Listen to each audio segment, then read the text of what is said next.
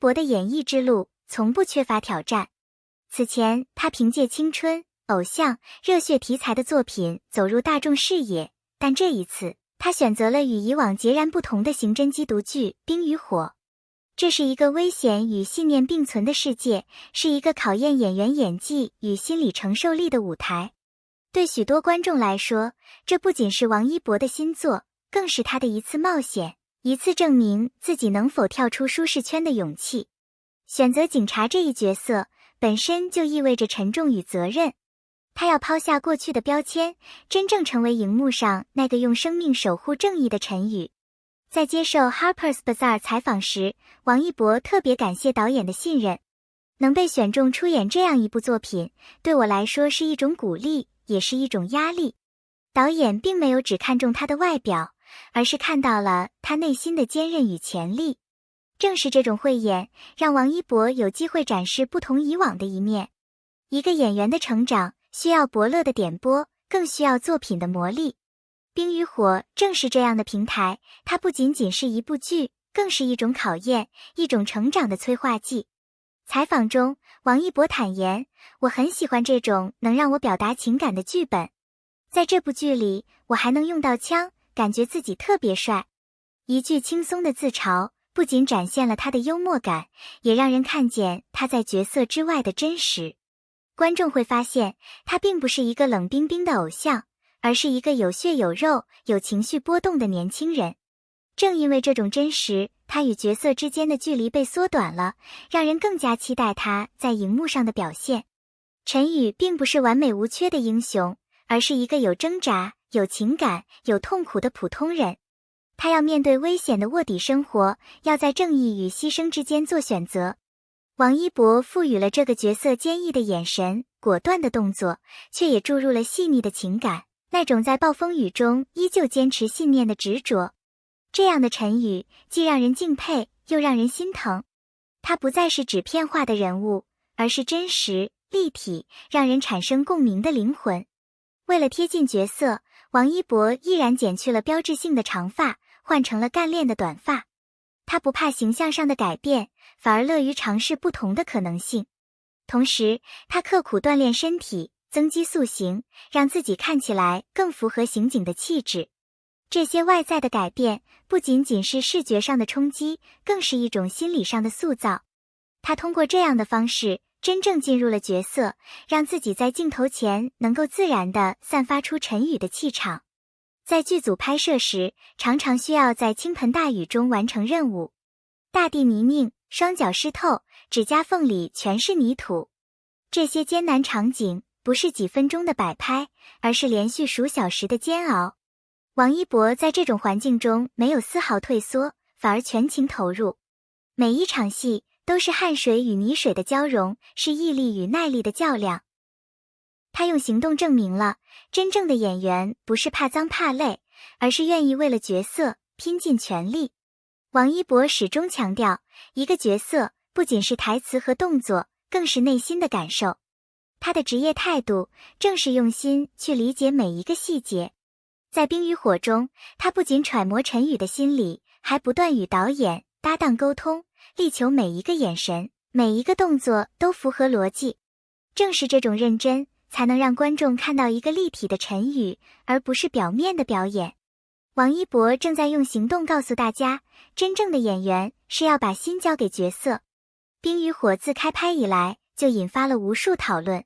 观众期待的不仅是剧情的紧张刺激，更是想看到王一博如何完成自我突破。能否撑起这样厚重的题材？能否让陈宇成为经典角色？这些悬念反而增加了观众的期待值。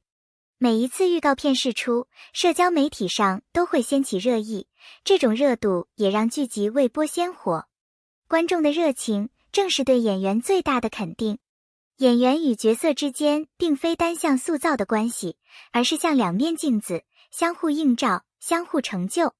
冰与火里的陈宇不是导演凭空写就的模板英雄，也不是王一博单方面的表演展示，二者在创作过程中不断碰撞、渗透，逐渐生成一个完整的人物。这种互成的关系体现在几个层面，首先是肢体语言。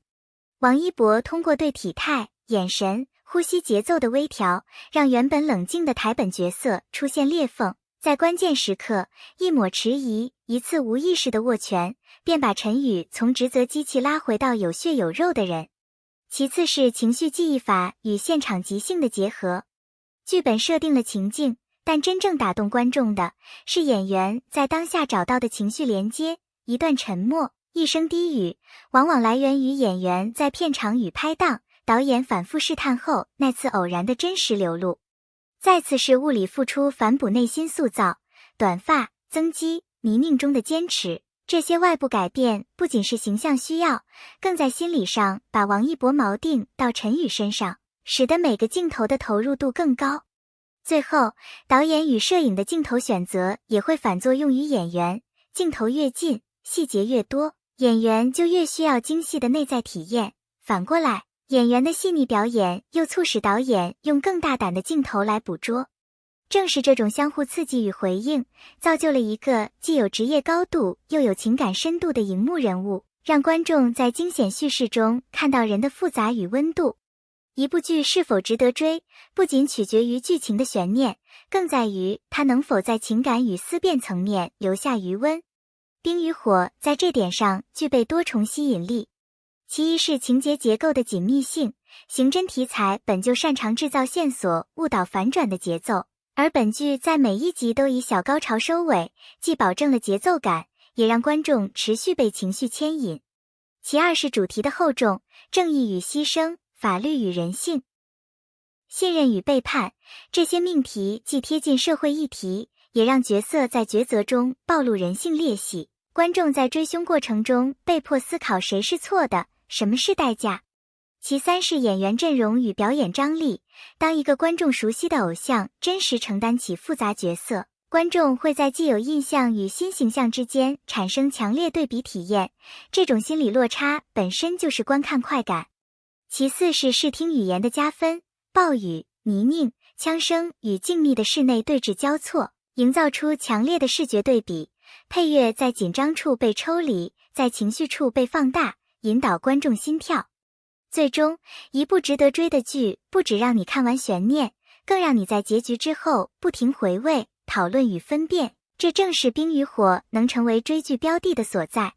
王一博的职业路径具备典型的偶像到演员的进阶轨迹，早年在舞台与综艺中锻炼出的体能、镜头感与舞台表达，为他进入影视表演提供了扎实的身体语言基础，而综艺中的临场反应、情绪管理能力，则转化为拍摄现场的应变力与合作力。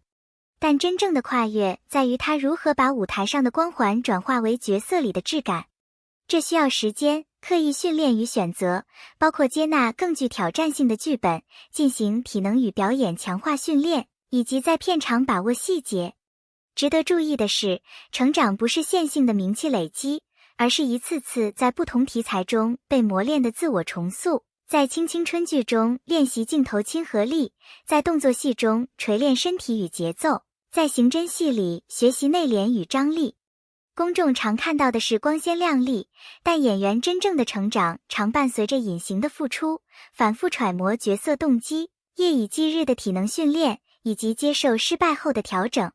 冰与火对他而言，不只是作品，更像一次汇聚前期所有经验与硬实力的大考，是对他演技宽度与厚度的全面正验。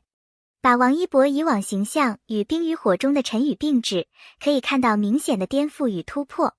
过往的角色可能更加偏向青春能量、热血或偶像式的光环，使得观众记忆中常带有熟悉的王一博。